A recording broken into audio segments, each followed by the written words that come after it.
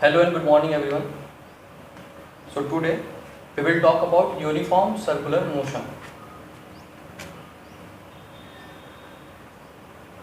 Uniform circular motion. तो सबसे पहले हम ये समझ लेते हैं कि what is circular motion. Circular motion क्या होता है? व्हेन अ ऑब्जेक्ट, अगर कोई ऑब्जेक्ट है, ठीक है, when a object moves in a circular path, when an object moves in a circular path, then the motion of the object is called circular motion. अगर कोई ऑब्जेक्ट एक circular path में move करता है, अगर कोई ऑब्जेक्ट एक circular path में मूव कर रहा है तो उस मोशन को हम क्या बोलते हैं? सर्कुलर मोशन बोलते हैं. अच्छा, व्हाट आर द कंडीशंस? यहाँ पे ऐसे कौन सी कंडीशंस हैं कोई ऑब्जेक्ट सर्कुलर मोशन कर रहा है? यहाँ पे ध्यान समझिएगा. यहाँ पे हर एक पॉइंट पे वो ऑब्जेक्ट अपना डायरेक्शन चेंज कर रहा है. हर एक पॉइंट पे उसका डायरेक्शन क्या हो रहा है? चेंज हो रहा है.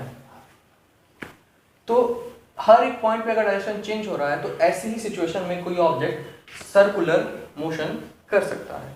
ठीक है. तो what is uniform circular motion? तो यूनिफॉर्म सर्कुलर मोशन क्या होगा?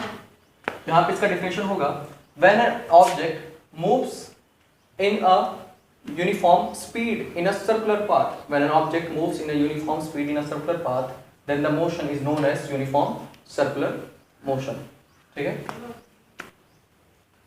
तो अब ये तो समझ में आ गया कि यूनिफॉर्म सर्कुलर मोशन क्या है. क्या है uniform circular motion? When an object moves in a uniform speed in a circular path is known as uniform circular motion. अब सर इसको कैलकुलेट कैसे करें? कैसे पता चलेगा कि कोई ऑब्जेक्ट कितना डिस्टेंस कवर करेगा किसी सर्कुलर पाथ में, है ना? चलो, यानी speed of object in circular path. किसी ऑब्जेक्ट की स्पीड कैसे पता चलेगी सर्कुलर पाथ में? ये हम कैसे पता चलेंगे? तो स्पीड क्या होता है हमें पता होगा, distance upon time taken. Distance upon time taken. तो यहां पे डिस्टेंस क्या है? ये जो सर्कुलर पाथ है इसका डिस्टेंस क्या होता है? तो हमको पता है circumference of the circle. Circumference of circle upon time taken. So what is circumference of the circle? It is 2 pi r. And what is time? T. So here the velocity of object or the speed of object in a circular path is equal to 2 pi r upon t. इस फॉर्मूले से आप calculate कर सकते हैं कि कोई object circular path में कितना डिस्टेंस ट्रेवल कर रहा है और उसकी स्पीड क्या है. ठीक है. तो ये हमारा था सर्कुलर मोशन के बारे में. ठीक है. तो हमारे कुछ और टॉपिक्स हैं जो बचे हुए हैं, वो है ग्राफिकल मेथड डेरिवेशन.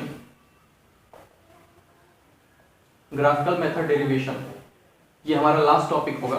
ठीक है. तो आप सर्कुलर मोशन समझ में आ गया है तो आप इसको तैयार करिए. ठीक है.